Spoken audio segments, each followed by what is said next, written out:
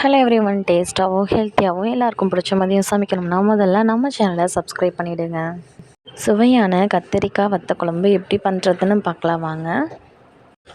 இதுக்கு ஒரு கடாயில் 2 டீஸ்பூன் அளவு சீரகத்தை சேர்த்துக்கலாம்.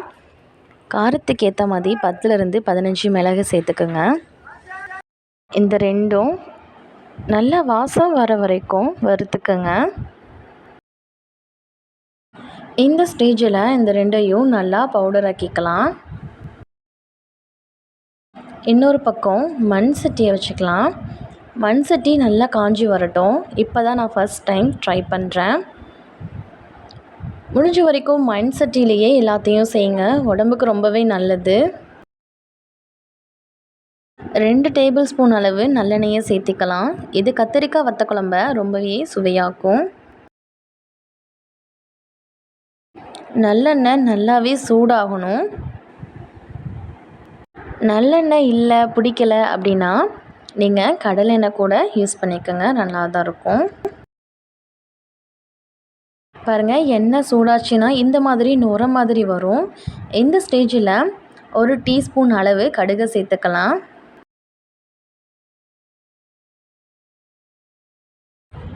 கடுகு எல்லாமே பொரியட்டும். இப்போது 1 டீஸ்பூன் அளவு வெந்தயத்தை சேர்த்து நல்லா பொரிய விட்டுக்கலாம்.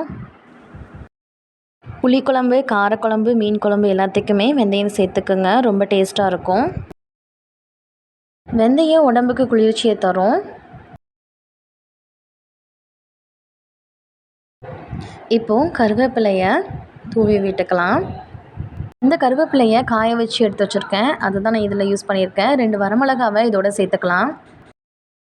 வரமிளகா சேர்த்து 2 நிமிஷம் நல்லா வதக்கிக்கலாம். ஒரு மீடியம் சைஸ் வெங்காயத்தை பொடி பொடியாக நறுக்கி இதோட சேர்த்துக்கிறேன்.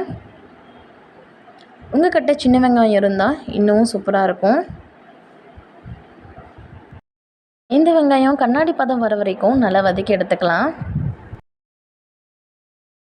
தேவையான அளவு கல்லுப்பு சேர்த்துக்கலாம். நைஸ் உப்பை விட கல்லுப்பு நல்லது உடம்புக்கு. 15-20 பூண்டு சேர்த்துக்கலாம்.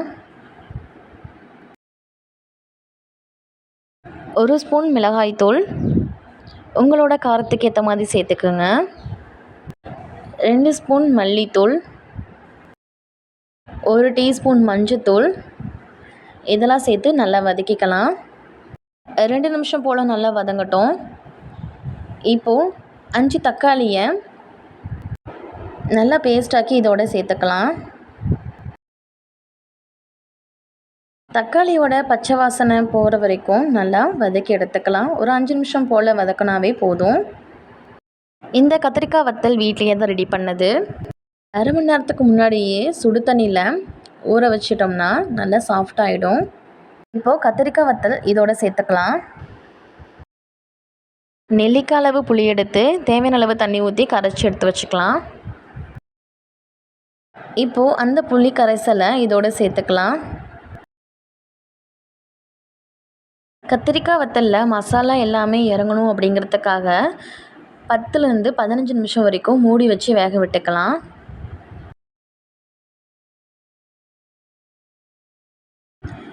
இப்போது இலந்த பழம் அளவுக்கு வெல்லத்தை சேர்த்து நல்லா மிக்ஸ் பண்ணி விட்டுக்கலாம். வெல்லத்தை சேர்க்கும்போது இதோட டேஸ்ட்டு ரொம்பவே சூப்பராக இருக்கும். ஃபைனலாக சீரகம், மிளகு பொடி இதோட சேர்த்து 2 நிமிஷம் போல் விட்டோம்னா சூப்பரான எங்கள் வீட்டு ஸ்டைலில் கத்திரிக்காய் வத்த குழம்பு ரெடி ஆயிடுச்சு. இது மாதிரி செஞ்சு பார்த்துட்டு கமெண்ட் பண்ணுங்கள். பிடிச்சிருந்தா லைக் பண்ணுங்கள், ஷேர் பண்ணுங்கள். மறக்காமல் நம்ம சேனலை சப்ஸ்கிரைப் பண்ணிவிடுங்க. தேங்க்ஸ் ஃபார் வாட்சிங்.